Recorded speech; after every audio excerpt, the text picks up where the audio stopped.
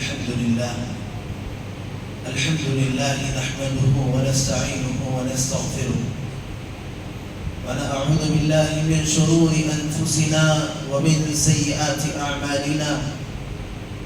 من يهده الله فلا مضل له ومن يضلله فلا هادي له وأشهد أن لا إله إلا الله وحده لا شريك له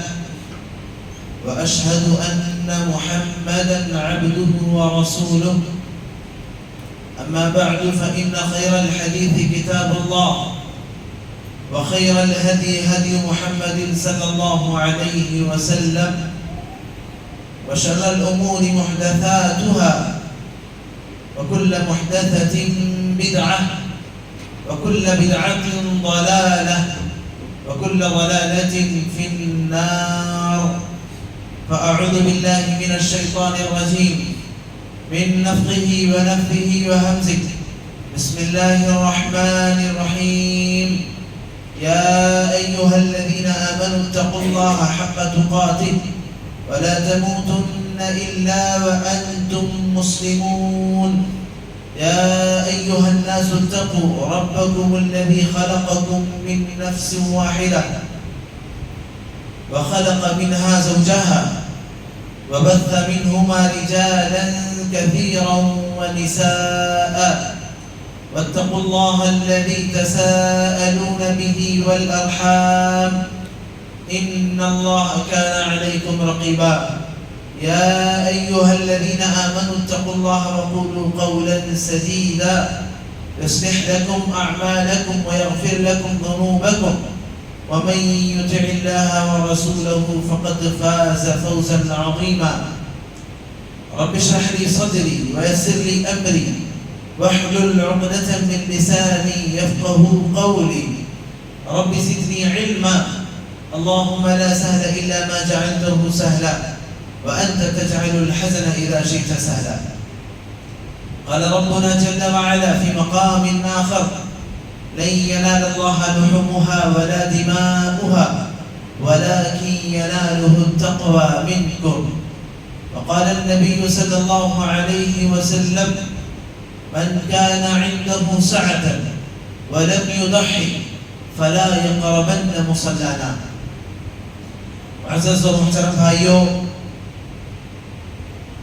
اللہ تبارک و تعالی نے ہم اہل ایمان کے لیے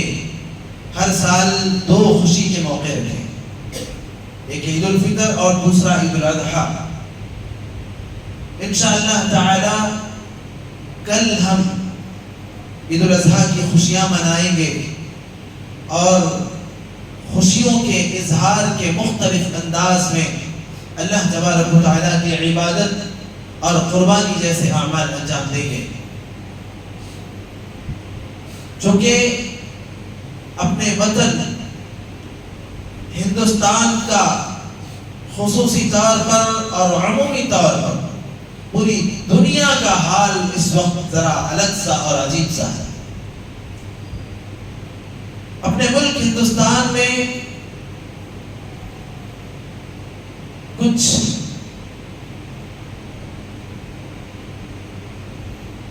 نفرت پسند طاقتیں ہمارے وطن کو اپنے ناجائز تسلط کا شکار بنائے ہوئے اور اللہ کے نام لیواؤں کو ہر ممکن موقع اور ہر ممکن گھڑی پر وہ تکلیف پہنچانے انہیں پریشان کرنے انہیں آزمائشوں سے دوچار کرنے کی کوششیں کرتے رہتے ہیں انہیں چاہیے بس کوئی موقع کہ وہ فتنے اور فساد کا ماحول کریٹ کر سکے انہیں چاہیے بس کوئی فرصت انہیں چاہیے بس کوئی چانس کہ وہ اہل ایمان کے خلاف سازشوں کا انبار کھڑا کر سکیں اور ماضی قریب میں ہم نے دیکھا کہ ایک خاص مقام پر کچھ منچلوں نے مسلمانوں کا چولا پہن کر ایک ایسی حرکت انجام دی جس کا اسلام سے اور دین سے دور دور کا کوئی تعلق اور رابطہ نہیں ہے، لیکن پھر بھی اس عمل کو اس کام کو جوڑا گیا مسلمانوں کے ساتھ اس کام کو جوڑا گیا، ہمارے ساتھ اس کام کو جوڑا گیا، ہمارے دین کے ساتھ اس گھناؤنی حرکت کو جوڑنے کی کوشش کی گئی، ہمارے دین سے، اللہ کے کلام سے، رسول اللہ صلی اللہ علیہ وسلم کے فرمان سے۔ اب میرا اشارہ آپ سب سمجھ رہے ہوں گے، کشمیر کا جو حادثہ پیش آیا تھا اس کا نتیجہ کیا ہوا؟ پورے ملک کے اندر مختلف مقامات پر مسلمانوں کو ظلم و ستم اور تشدد سے دوچار ہونا پڑا۔ ان سے یہ کہا گیا کہ تمہارے ہی لوگوں نے وہاں پر یہ حرکت انجام دی ہے، لہذا تمہیں بھی اس کے بدلے کو چکھنا پڑے گا، اور اس طریقے سے مسلمانوں پر ظلم و تشدد کو روا رکھنے کی کوشش کی۔ اس سے پہلے بھی بہت سارے حادثات، بہت سارے واقعات پیش آئے، نتیجے میں کہیں مسلمانوں کو رات برات قریوں میں، گاؤں میں، رات برات اندھیرے میں دور دراز سے کام کر کے لوٹنے والے کسی مسلمان نام لینے والے، نام رکھنے والے شخص کو چند غیروں نے اسے پکڑ کر ہلاک کر دیا، صرف اس لیے کہ وہ ایک مسلمان شخص ہے اور اسلام سے اس کا تعلق اور رابطہ ہے۔ اس کے علاوہ عمومی طور پر جو کچھ ہو رہا ہے وہ ہماری اپنی نظروں میں، مسلمانوں کی بستیوں کو اجاڑنے کی کوششیں کی جا رہی ہیں، ان کے گھروں کو توڑا اور ختم کیا جا رہا ہے، مسلمانوں کے مراکز کو، مساجد کو، مدارس کو کمزور کرنے، انہیں ظلم و تشدد کا شکار بنانے کی انتھک کوششیں اور ہر ممکن کوششیں کی جا رہی ہیں۔ ایسے میں کل کی عید بڑی اہم ہے، اور اس عید میں ہم اللہ تعالیٰ کی بارگاہ میں جانور کی قربانی دیتے ہیں اور اللہ کے پیغمبر ابراہیم علیہ السلام کی سنت کو زندہ کرنے کا کام کرتے ہیں۔ آپ صلی اللہ علیہ وسلم سے جب صحابہ نے پوچھا کہ اے اللہ کے رسول، یہ قربانی، یہ جانور کا ذبح کرنا، یہ کیوں؟ ایک خاص موقع پر کیا مقصد ہے اس کا؟ تو کہا کہ سنت ابیکم ابراہیم، یہ تمہارے باپ ابراہیم علیہ السلام کی سنت ہے۔ انہوں نے اپنے فرزند ارجمند حضرت اسماعیل علیہ السلام کو خواب میں دیکھا کہ وہ انہیں ذبح کر رہے ہیں، انہوں نے اللہ کے خواب کو سمجھا اور اللہ کے حکم کو سمجھ لیا، اور وہ اپنے فرزند سے انہوں نے ذکر کیا کہ دیکھو بیٹا، میں نے ایسا ایسا خواب دیکھا ہے، اور پیغمبر کا خواب دراصل اللہ کا حکم ہوتا ہے، اب آپ کیا کہتے ہو؟ ان کے فرزند ارجمند، لائق فرزند ارجمند، جن کی تربیت اللہ کی طرف سے تھی، انہوں نے کہا کہ اے میرے ابا جان، آپ کو جو حکم دیا جا رہا ہے کر گزریے، افعل ما تؤمر، آپ کو جس بات کا اللہ تعالیٰ حکم دے رہے آپ کر گزریے۔ چنانچہ وہ اپنے فرزند کو لے کر گئے اور اپنی آنکھوں پر پٹی باندھی، اپنے بیٹے کے آنکھوں پر پٹی باندھی، انہیں لٹایا، قریب تھا کہ اس کی گلے پر چھری پھیر دیتے۔ اللہ تبارک و تعالیٰ نے جو امتحان کا لینا چاہ رہے تھے وہ اس امتحان میں کامیاب ہو گئے۔ اللہ تعالیٰ نے اسماعیل علیہ السلام کی جگہ پر 7ویں آسمان سے ایک دمبا بھیجا، اور جب وہ چھری چلی تو دراصل وہ اسماعیل علیہ السلام کے گلے پر نہیں، اس دمبے پر چلی، اور اس دمبے کو انہوں نے اللہ کی طرف سے قربان کیا۔ تو یہ وہ سنت ہے جس کو زندہ کرنے کے لیے اور جس پر عمل کرنے کے لیے ہم عید الاضحیٰ میں اللہ تعالیٰ کی بارگاہ میں جانور کی قربانی دیتے ہیں، اور جانور کی قربانی دے کر ایک پیغام دیتے ہیں، جانور کی قربانی دے کر اللہ تعالیٰ سے یہ ہم کہہ رہے ہوتے ہیں کہ پروردگار، یہ تو جانور ہے جس کو ہم نے چند پیسوں میں خریدا ہے، پروردگار اگر تیرے دین کے لیے ضرورت پڑے، پروردگار اگر تیرے کلام کے لیے، اگر تیری شریعت کے لیے، اگر تیرے نام پر قربان ہونے کی ضرورت پڑے تو یہ میرا گلا بھی حاضر ہے، یہ میرا خون بھی حاضر ہے، جسے بہانے کے لیے اور جسے قربان کرنے کے لیے میں تیار ہوں۔ یہ پیغام دے رہا ہوتا ہے بندہ اللہ تعالیٰ کو، تو اس سنت کو ہم اپناتے ہیں اور جانور کی قربانی دیتے ہیں۔ اب ہوتا کیا ہے، ہمارے غیر مسلم بھائیوں میں سے بعض وہ اس شبہ کا شکار ہوتے ہیں کہ ارے یہ مسلمان، ان کی عجیب ہی عید ہے، انوکھی عید ہے، یہ جانوروں پر اتیاچار کر رہے ہیں، ظلم کر رہے ہیں۔ حالانکہ اگر تفصیل میں دیکھا جائے تو جانور جو معقول اللحم یعنی کھانے والے جانور ہیں، اللہ تبارک و تعالیٰ نے ان کے اندر وہ خصوصیت رکھی ہے کہ انسان جب انہیں غذا بنائے تو انسان کے لیے اس سے پروٹین حاصل ہوتا ہے، انسان کے لیے اس میں بہت سارے منافع اور فوائد ہیں۔ اور انسان کو اللہ نے جو دانت دیے ہیں وہ دانت بھی اس بات کے لیے ایک گواہی ہے کہ یہ دانت صرف انہی جانوروں کو ہوتے ہیں جو گوشت کھاتے ہیں، اور جب انسان کو یہ دانت ہے تو مطلب کہ انسان بھی اللہ تعالیٰ کی وہ مخلوق ہے جس کی غذا میں گوشت شامل ہے۔ جو لوگ کہتے ہیں کہ مسلمان جانوروں کو ذبح کر کے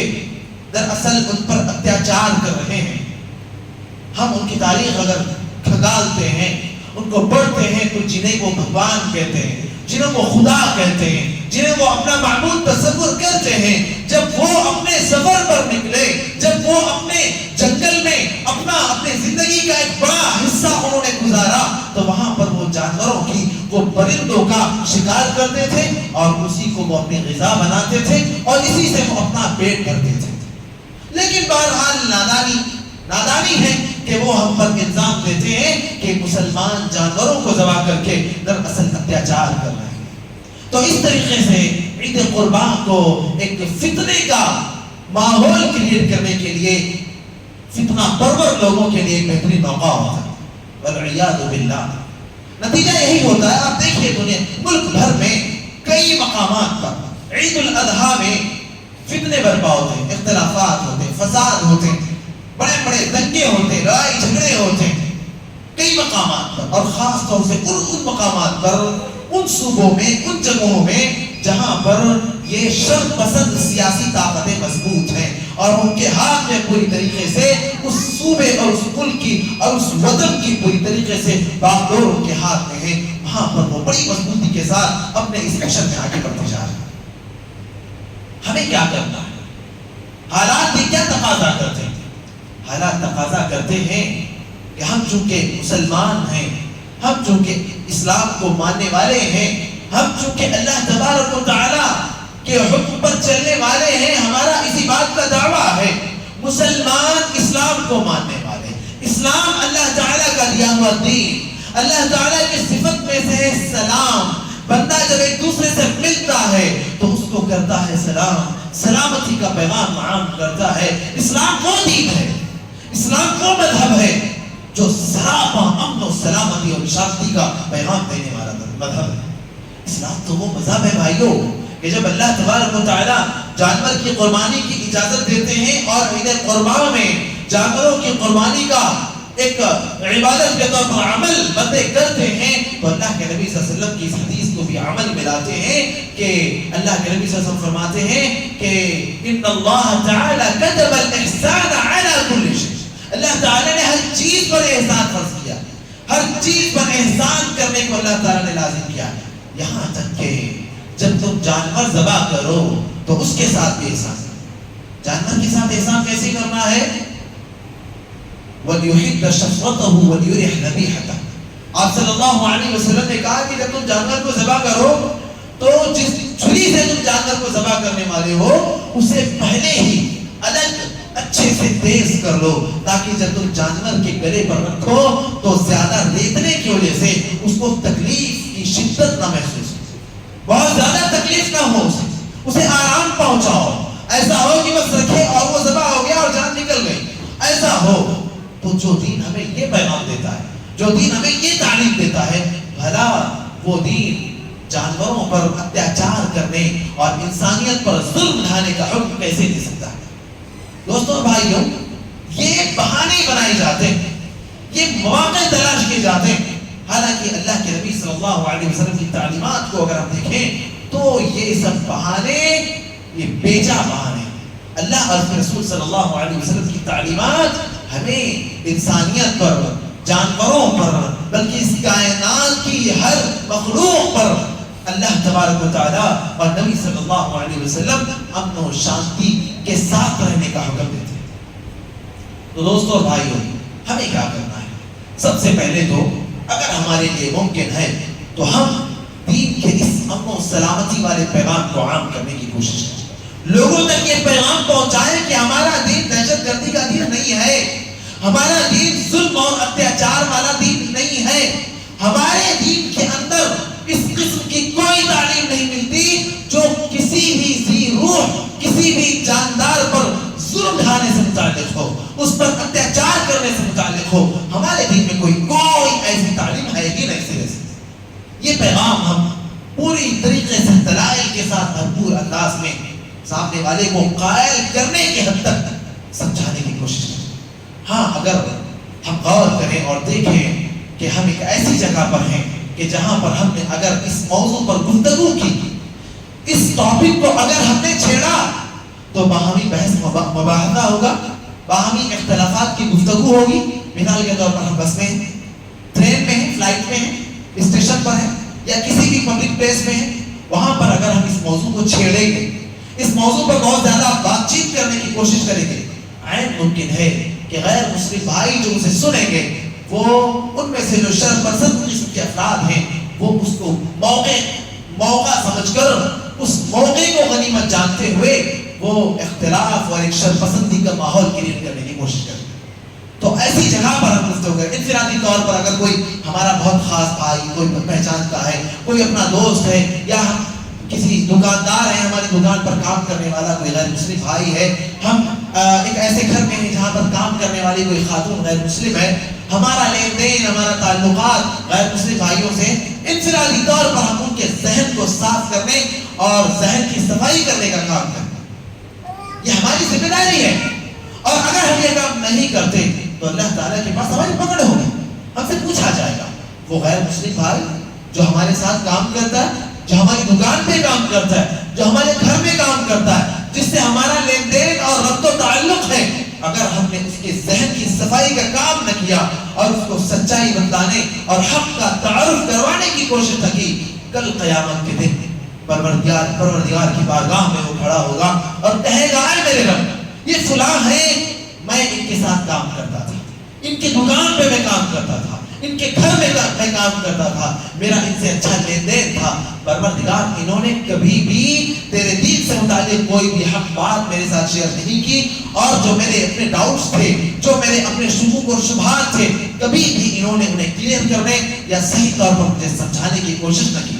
پھر ہمارا عمل، ہمارے سجدے، ہمارے رکوع، ہماری نمازیں، ہماری عبادتیں، ہمارے روزے، نماز، حج، زکات، یہ سب بیکار ہو جائیں گے اگر ہم نے دعوت دین کے کام کو چھوڑ دیا اور اپنے غیر مسلم بھائیوں کے ذہن کی صفائی کرنے کا کام نہیں کیا. ہاں، اگر حالات ایسے ہیں جہاں پر اگر ہم گفتگو چھیڑیں گے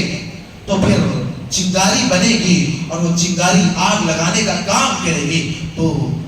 مصلحت کا تقاضا یہ ہے کہ ایسے ماحول میں ہم خاموشی کا مظاہرہ کریں. ایسے ماحول میں اگر سامنے سے کچھ غلط قسم کی باتیں بھی کی جا رہی ہیں اور اگر ہم نے ان کا جواب دیا تو وہ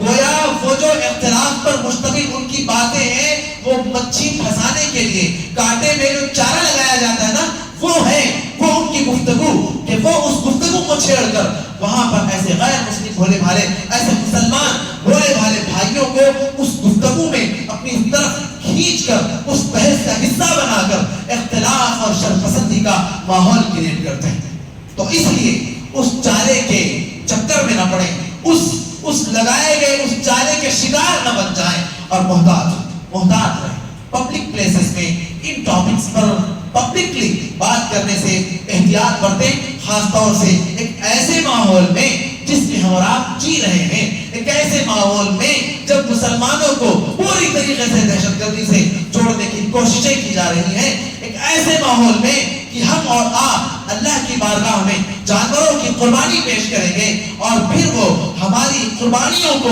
بہانہ بنا کر اسے دلیل کے طور پر پیش کر کے ہمیں کٹر پنتھی، انتہا پسند اور دہشت گرد ثابت کرنے کی کوشش کریں گے. ایسے میں محتاط رہنا، زبان پر لگام دینا، اپنے آپ کو کنٹرول میں رکھنا بے انتہا ضروری ہے. اسی طرح میرے بھائی اور دوستوں، حالات کا تقاضا یہ ہے، جیسا کہ میں نے بتایا، بہت سارے لوگ جو انتہا پسندی کے شکار ہیں، شر پسندی کے شکار ہیں، وہ موقع کی تلاش میں ہوتے ہیں. تو ہم اور آپ جب اپنے جانوروں کی خریداری کرتے ہیں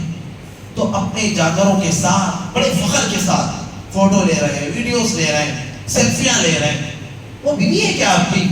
وہ گرل فرینڈ ہے نعوذ باللہ کیا آپ کی، جس کے ساتھ آپ سیلفیاں لے رہے ہیں، ویڈیوز لے رہے ہیں، فوٹوز لے رہے ہیں، سوشل میڈیا پر شیئر کر رہے ہیں؟ کیا ثابت کیا کرنا چاہ رہے ہیں؟ آپ جس ذات کے لیے عبادت، جس ذات کے لیے عمل کر رہے ہو، اس ذات کو تو پتہ چل گیا نا.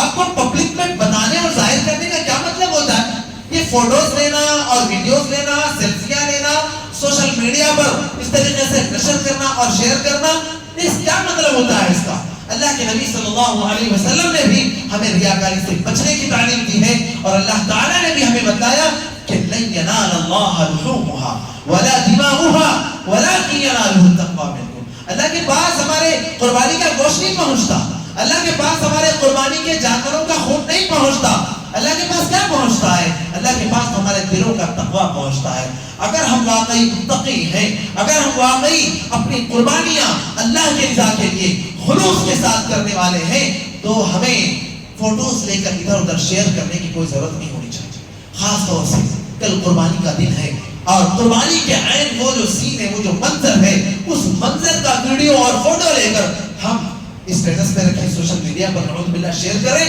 تو یہ وہ مناظر ہیں جو ماحول میں واقعتاً فساد برپا کرنے کا کام کرتے ہیں. یہ انگار لگانے اور چنگاری لگانے کا کام کرتے ہیں. اس لیے ان سب چیزوں سے بچیں اور احتیاط کرتے ہیں. ہماری یہ ساری چیزیں جو ہم اپنے موبائل میں کریں، البتہ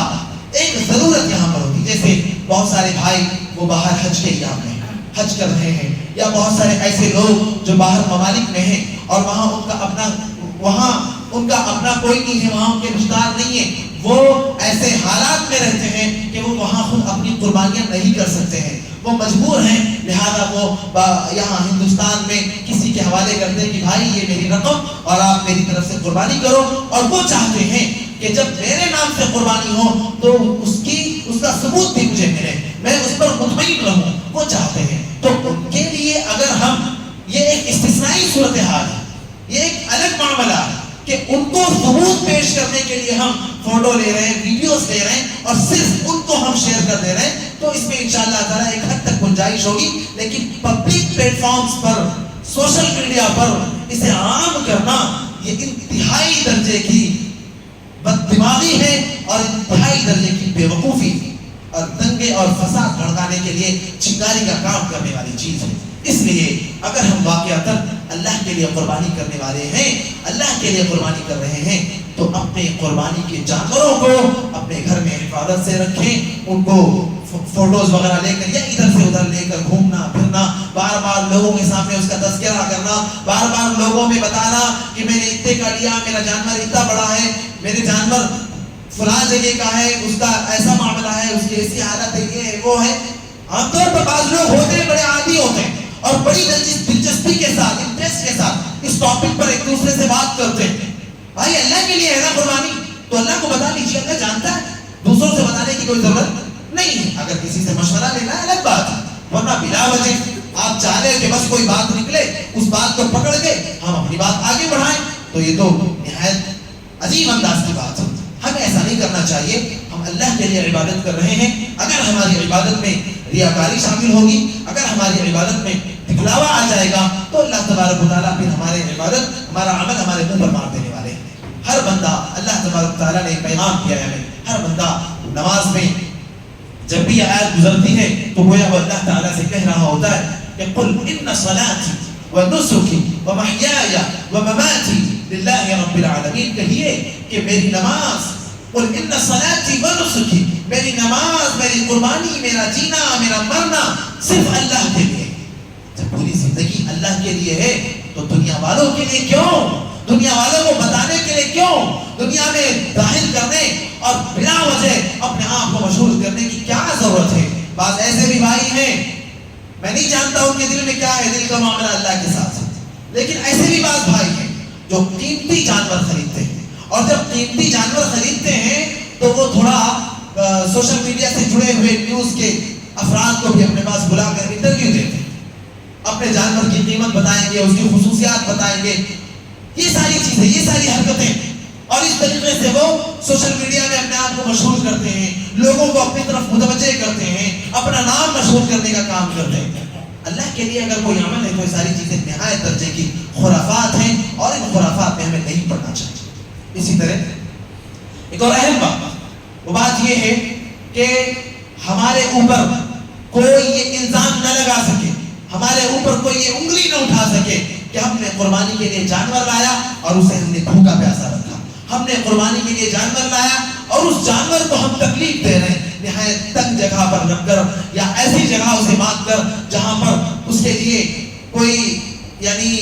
بسا اوقات ایسا ہوتا ہے جانور جب بالکل تنہا اور اکیلا ہوتا ہے تو ڈر اور خوف اس کے لیے پیدا ہو جاتا ہے، ہم اس کی تکلیف کا سبب نہ بنے۔ میرے بھائی میں یہ کہتا ہوں کہ اگر ہمارے پاس واقعتاً اسباب مہیا نہیں ہیں تو ہم جہاں سے جانور خریدتے ہیں ان کے پاس اضافی رقم دیں اور ان سے درخواست کریں کہ آپ یہ رقم رکھیے اور آپ میرے جانور کی پوری طرح سے خاطر تواضع کیجئے، اس کے حقوق کو ادا کیجئے، اس کے چارے کھانے پانی کا انتظام کیجئے، موسم کے ٹھنڈی اور گرم سے اسے بچائیے، بارش ہے پانی ہے ٹھنڈی ہے گرم ہے جو بھی معاملات ہو اس سے اسے حفاظت کیجئے، اسے بچائیے، صحت کے معاملات جو اس پر بھی نظر رکھیے۔ اور اس طریقے سے اگر ہم پورے خلوص نیت کے ساتھ یہ کام کر رہے ہیں انشاءاللہ کوئی ہمارے اوپر انگلی نہیں اٹھا سکتا، اور کوئی اٹھانے سے پہلے ہمیں اللہ تبارک و تعالیٰ کی بارگاہ میں بھی تو جواب دینا ہے، یہ چیز ہمیں سوچنا بہت ضروری ہے۔ تو اگر ہم یہ سارے اسباب اپنے پاس نہیں پاتے ہیں تو جہاں پر ہم لے رہے ہیں وہیں اسے رکھیں، اور اگر وہاں پر رکھنے کے انتظامات یا سہولیات نہیں ہیں، ایسی فیسلٹیز وہاں پر نہیں ہے کہ آپ جانور کو خرید کے وہیں چھوڑ دیں، تو اگر ایسا نہیں ہے تو آپ کسی ایسے خاص فرد کی ذمہ داری میں رکھیے جو صحیح طور پر اس کے بارے میں معلومات رکھتا ہو اور وہ اس کے حقوق کو ادا کرنے پر قادر ہو اور کسی بھی قسم کی اس میں یعنی کوتاہی نہ ہو پائے اس سے۔ اچھا، جو لوگ لاتے ہیں اپنے پاس جانور وہ بھی بڑے اہم لوگ ہیں، وہ بڑی فضیلت والا معاملہ وہ بھی ہے، کیونکہ جب ہم جانور کی خریداری کے بعد اسے اپنے ساتھ لاتے ہیں، صحیح طور پر اس کے حقوق ادا کرتے ہیں، ہر قسم ہر طرح سے اس کو پریشانیوں سے محفوظ رکھتے ہیں، تو ایک طرح سے انس پیدا ہو جاتا ہے، محبت پیدا ہو جاتی ہے جانور سے۔ اور جب قربانی کا دن آتا ہے ہم اس جانور کو اللہ کی بارگاہ میں ذبح کرتے ہیں تو دراصل یہ پیغام بھی جاتا ہے کہ پروردگار یہ وہ جانور ہے جسے میں تیرے نام پر قربان کرنے کے لیے لایا تھا، اب اس سے میری محبت ہے، اب میں میری محبت کو تیری راہ میں قربان کر رہا ہوں، میں اپنے دل کو تیری راہ میں قربان کر رہا ہوں۔ یہ پیغام اللہ تبارک و تعالیٰ کے لیے بندے کی طرف سے جاتا ہے، تو یہ بھی ایک بہت اچھا معاملہ ہے۔ لیکن اگر سہولت ہو، اگر ہم کر سکتے ہو تبھی ایسا کریں۔ بہت سے لوگ جانوروں کو خرید لاتے ہیں اور اس کے بعد ان کے اپنے گھر میں رہنے کے بندوبست نہیں ہوتے، انتظامات نہیں ہوتے، راستے میں باندھ دیا، راستے میں باندھ دیا۔ اچھا، اگر راستہ بہت وسیع ہے، لمبا چوڑا راستہ ہے، ٹھیک ہے ایڈجسٹ ہو جائے گا، راستہ بھی تنگ ہے، آنے جانے والوں کو تنگی ہو رہی ہے، تکلیف ہو رہی ہے، بعض لوگ تو اللہ کی پناہ ایسے بھی ہیں جنہوں نے راستے کو روک کر رکھا ہوا ہے۔ اب ایک آدمی ہے وہ بڑی تیزی سے بہت جلد کو کسی بہت ایمرجنسی حالت میں کسی جگہ پر پہنچنا ہے اس کو، اور بڑی اسپیڈ میں جا رہا ہے، اچانک پہنچا دیکھ رہا ہے یہاں تو راستہ بند ہے، پھر اسے پتہ ہی نہیں کہ اب کس گلی سے گھس کر جائیں، اب کہاں سے واپس نکل کر جائیں، جہاں اسے وقت پر پہنچنا تھا، جہاں وہ بالکل اپنے وقت پر نکل کر پہنچنے کا ارادہ کرتا تھا وہ نہیں پہنچ سکتا۔ یہ ساری حرکتیں اخلاقی اعتبار سے بھی غلط ہیں اور شرعی اعتبار سے بھی غلط ہیں کہ ہم عام راستوں کو روک کر رکھیں، یا ہمارے ان معاملات کی وجہ سے جو ہم اللہ کے لیے کرنے جا رہے ہیں، قربانی جو ہم اللہ کی رضا حاصل کرنے کے لیے کرنے جا رہے ہیں، قربانی کے جانور کو ایسے تنگ راستوں میں باندھ کر آنے جانے والے لوگوں کو تکلیف دینے کا کام کر رہے ہیں، تو اللہ تبارک و تعالیٰ کل قیامت کے دن ہم سے پوچھیں گے، وہ لوگ جنہوں نے ہماری وجہ سے تکلیف اٹھائی ہے وہ اللہ تعالیٰ کی بارگاہ میں شکایت کریں گے۔ اور ذرا آپ خود غور کیجئے، کئی بار ایسا ہوتا ہے جب ہم خود کسی ایسی جگہ ذرا جلدی پہنچنا ہوتا ہے اور جا رہے ہوتے ہیں، راستہ بند ہے، اب ہمیں پتہ نہیں راستہ، تو کئی بار زبان سے کچھ نازیبا کلمات بھی نکل جاتے ہیں، غصہ بھی آتا ہے، اور کئی بار بددعا کے کلمات بھی نکل آتے ہیں، تو وہ لوگ جو راستے کو روکنے کا کام کرتے ہیں کتنوں سے گالیاں کھاتے ہوں گے، کتنوں کی بددعائیں لیتے ہوں گے، کتنوں کو تکلیف پہنچاتے ہوں گے۔ یہ باتیں عام طور پر تو غور نہیں کی جاتی، لیکن واقعتاً سوچنے اور سمجھنے کی اور عمل کرنے کی باتیں ہیں۔ ہم اپنے گھر کے اندر رکھیں، راستہ اگر کافی کشادہ ہے، آنے جانے والوں کو دقت اور تکلیف نہ ہو تب کریں کہ ہم راستے میں ایک طرف باندھ دیا، ٹھیک ہے وہاں چل سکتا ہے، ایڈجسٹ ہو سکتا ہے، لیکن اگر ایسی گنجائش نہیں ہے تو بلا وجہ دوسروں کو تکلیف دینے کا سبب نہ بنے۔ ایسے میں ہم پر انگلی بھی اٹھ سکتی ہے۔ ایسے کیے تو وہ لوگ ہیں جو عید آتے ہی راستوں کو بند کرنے کا کام کرتے ہیں، راستوں کو روکنے کا کام کرتے ہیں. اور یاد رکھیے ایسے میں اگر کوئی ہمارے اوپر انگلی اٹھائے تو ہم اسے جواب نہیں دے سکتے کہ بھائی تمہارے فلاں تہوار میں بھی تو ایسے ہی ہوتا ہے، تمہاری فلاں عید پر بھی تو ایسے ہی ہوتا ہے، تمہارے پاس بھی تو اگر کوئی خوشی یا غم کا موقع ہو، ٹینٹ اور پنڈال ماننا ہو، تب بھی تم بھی تو ایسا ہی کرتے ہو. ہمارا کوئی جواب کام نہیں آئے گا. پھر ہم انہیں جواب، ہم اگر غلط ہیں اور سامنے والا بھی غلط ہے تو ہم اس لیے غلطی کر رہے ہیں کیونکہ تم غلطی کر رہے ہو. یہ جواب تو غلط ہے نا، یہ جواب تو عقل سے بالکل خالی ہے. تو اس لیے ہم خود غلطی نہ کریں، ہم خود محتاط انداز میں زندگی گزاریں اور کسی کی تکلیف کا سبب نہ بنیں. اسی طرح صفائی ستھرائی کا معاملہ بھی بڑا اہم ہے. اللہ کے نبی صلی اللہ علیہ وسلم نے صفائی ستھرائی کو دین کا بڑا اہم جز قرار دیا. اور ہم راستوں پر، گھروں میں یا جہاں کہیں بھی جانوروں کو لے جا رہے ہیں، لا رہے ہیں. کل قربانی کا دن ہے، بعض لوگ قربانی گھروں میں بھی کرتے ہیں اور گھروں میں قربانی کر رہے ہیں. اس کا خون نالیوں میں بہ رہا ہے، اس کی ہڈیاں، اس کی گندگی گھر سے باہر ادھر سے ادھر پھیل رہی ہے. اب کتے اس کو لے کر اٹھا کر ادھر سے ادھر لے جا رہے ہیں. کوے ہڈیاں گندگیاں لے جا کر ہمارے غیر مسلم بھائیوں کی چھتوں پر، ان کے گھروں پر بھی ڈال رہے ہیں. ذرا آپ سوچئے کیا ہماری وجہ سے انہیں تکلیف نہیں ہو رہی ہے؟ کیا یہ چیزیں دنگا اور فساد پھیلانے والی نہیں ہے؟ کیا یہ معاملات ہمیں اس پر سوچنے بچارنے کی اور ہمیں اپنے آپ پر کنٹرول کرنے کی ضرورت نہیں ہے؟ جب اللہ تبارک و تعالیٰ نے نبی صلی اللہ علیہ وسلم کو رسالت اور پیغمبری کی ذمہ داری دی، یہ ذمہ داری عطا کی کہ امت تک میرا پیغام پہنچاؤ، توحید کا پیغام پہنچاؤ، اللہ کی توحید کی طرف لوگوں کو بلاؤ. تو دوسرے نمبر پر جو وحی نازل ہوئی وہ تھی یا ایھا المدثر قم فانذر وربک فکبر وثیابک فطہر والرجز فاہجر وثیابک فطہر والرجز فاہجر. اللہ نے کہا پہلے تو اپنے لباس کو صاف رکھو، پھر گندگی کو پوری طرح سے چھوڑ دو، ناپاکی کو پوری طرح سے چھوڑ دو. صفائی ستھرائی یہ دین کا بڑا اہم جز ہے. سب سے زیادہ صفائی ستھرائی پر اگر کوئی دعوت دیتا ہے، صفائی ستھرائی کی طرف اگر کوئی بلاتا ہے تو ہمارا دین اسلام بلاتا ہے. اور ہم اپنے آپ کو اللہ کا بندہ بھی کہیں، نبی صلی اللہ علیہ وسلم کا امتی بھی کہیں، دین کا سب سے سچا پکا فالوور بھی کہیں، لیکن ہماری طرف سے یہ غلطیاں، یہ خطائیں، یہ بے اعتدالیاں ہوں اور ہم پھر دنیا والوں کی نظر میں مجرم بھی بنے اور اللہ تعالیٰ کی نظر میں بھی یہ جرم ہمارا بہت بڑا جرم بن جائے. تو یہ چیز میرے بھائی اور دوستو، ہم جو عمل اللہ کے لیے کرنے جا رہے ہیں اس عمل میں یہ ساری خرابیاں ہمارے ساتھ آ رہی ہیں تو ہمیں سوچنے اور اصلاح کرنے کی شدید ضرورت ہے. دوستو بھائیو، صفائی ستھرائی والا معاملہ جو ہے نا، کئی مقامات پر دیکھنے میں آیا کہ وہاں پر لوگوں نے قربانی کی، قربانی کرنے کے بعد جو گندگی تھی تو گندگی پھینکنے کے لیے باقاعدہ اکثر ہندوستان کے اکثر خطوں میں حکومت کی طرف سے ایک گاڑی آتی ہے، ایک وقت مقرر ہوتا ہے اس کا، اس وقت وہ گاڑی آتی ہے، ساری گندگی بھر کے لے جاتی ہے. تو ہم کیا کرتے ہیں، ہم وقت کا خیال نہیں رکھتے اور اس کے بعد وہ گاڑی چلی جا چکی ہوتی ہے، پھر وہ گندگی پڑی رہتی ہے، یا ہم کسی ایسی جگہ لے جا کر ڈال دیتے ہیں جہاں سے وہ کتے یا دوسرے جانور یا کوے اسے وہاں سے اٹھا کر ادھر سے ادھر پھیلاتے ہیں اور غیر مسلم بھائیوں کو بھی تکلیف کا سبب بنتے ہیں. تو پھر ہم اس میں مجرم بنتے ہیں نا، بنتے کہ نہیں بنتے؟ تو اللہ تبارک و تعالیٰ کی نظر میں بھی ہم مجرم. ہمیں اس پہلو پر غور کرنے کی ضرورت. فتنہ فساد پھیلانے والے معاملات ہیں، کئی ملک کے کئی مقامات پر باقاعدہ ایسا ہوا ہے. آپ اگر سوشل میڈیا سے یا نیوز سے جڑے ہیں تو آپ دیکھیے، اور شاید آپ کی ذہن میں بہت سارے ایسے واقعات ہوں گے جس کے بارے میں آپ جانتے ہوں گے کہ وہ چیز کوا لے کر گیا کسی ایسی ان کی مذہبی جگہ پر، اس کے کوے کے منہ سے گرا، بعد میں فتنہ ایسے ابھرا کہ کسی مسلمان نے یہاں پر گوشت لا کے ڈال دیا، کسی مسلمان نے یہاں پر میٹ لا کے فساد پھیلانے کا کام کیا. ہماری طرف سے کوئی ایسی حرکت نہ ہو. ہم ہر اعتبار سے محتاط راستہ اختیار کریں. یہ چونکہ کل عید ہے، آج اس سے پہلے